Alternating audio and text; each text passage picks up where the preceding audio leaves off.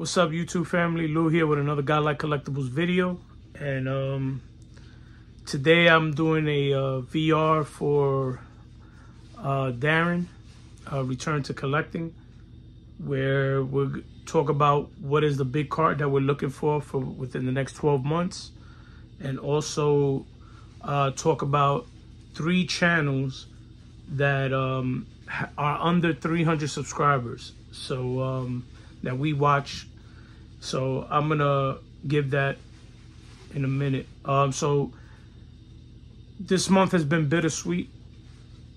Went to the National for the first time. It was great. Had a great time. Met a lot of people. Met a lot of other content creators.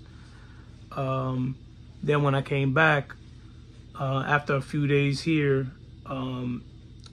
this past weekend, I think it was on the 3rd, we had to put one of our dogs down. So that was a tough situation. So now, we had 2 dogs. So,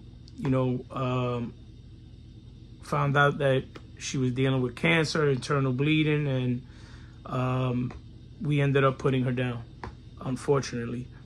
So it's been kind of tough because now my other dog has been like whining and crying. It's his sister, so he's been with her the last 13 years since birth. So we've had them since they were puppies, since birth, after their 8 weeks. And so it's been sad. Been wanting to do a couple videos. I will do them. I know Pepino Man has a VR as well that I want to work on. I also got an auto that I picked up that I might just show here. And then I picked up something else at a flea market this past weekend that I'm gonna probably make a video on.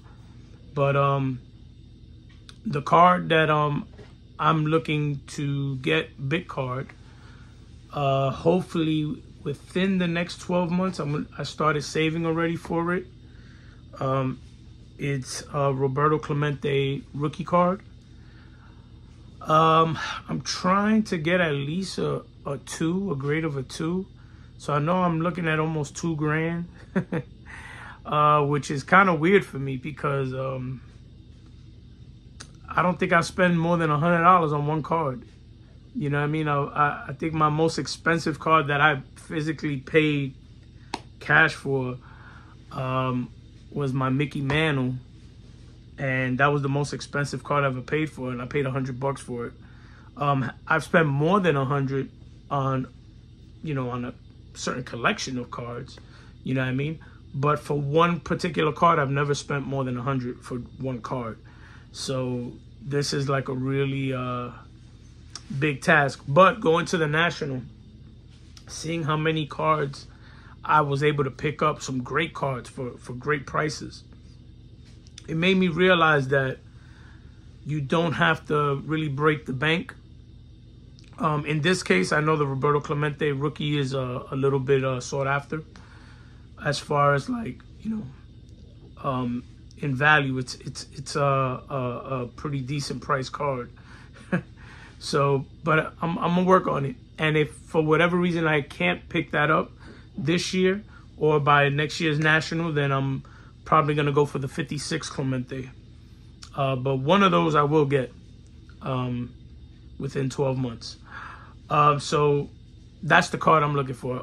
Now going to the channels. There's a couple here that I want to share. I know he said 3, but I'm gonna share 4 because I felt the need to, 2 of these guys are under 200 subscribers. One of them is under 100 subscribers and the other one's under 200. And then the other 2, they're kind of like near the 300 mark. So I really want to help them get to that point. So I'll start. First, I want to start with at Vintage Card Voyage. They got 45 subs right now.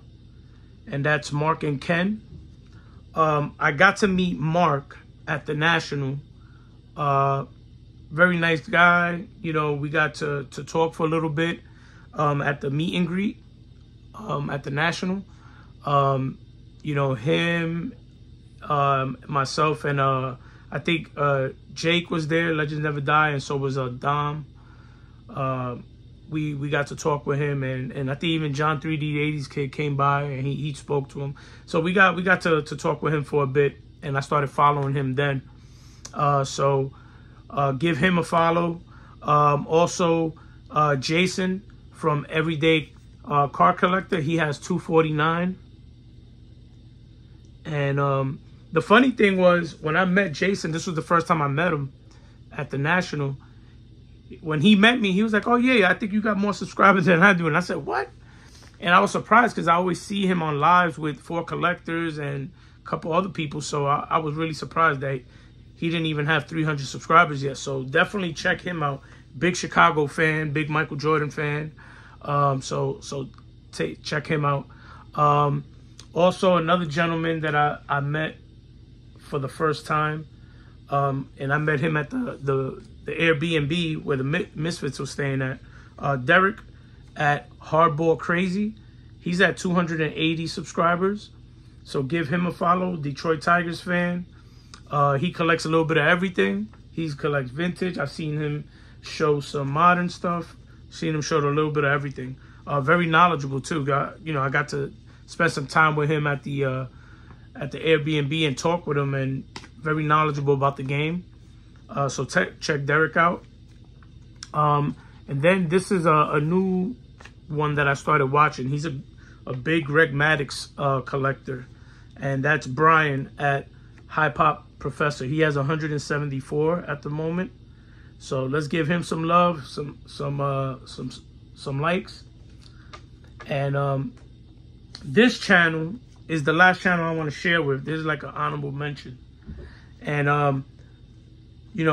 when I saw how many subscribers they had, I was surprised, because they only have 254, which I couldn't believe, because individually, or I should say collectively, between all of them, they have over 10,000 subs. But their channel only has 254, and that's the Misfits at Misfits Collectors. So hit them up. You know what I mean? Like, I think each one has over 1,000 or 2,000 subs. Mangini alone got over 3,000. And how is it that they only got 254? Man, they need to start promoting their channel. So I'm starting them off, promoting their channel. Hit up my boys at the Misfits. All right. So those are my my picks. Show them some love, and I love that a lot of the content creators are doing that now, that, when they do their VRs, they're like asking for people who have a little bit amount of subs to kind of like shout them out. Because I remember what it was like having only like 30 subs, and then Orlando from A Collector's Dream, he ended up sharing a post about me getting my first Clemente card, and next thing you know, I started meeting new individuals, and I love the selflessness of the hobby. Everybody is there to build each other up. So I thought that was great. So on that note, take care. God bless. Be safe. Peace.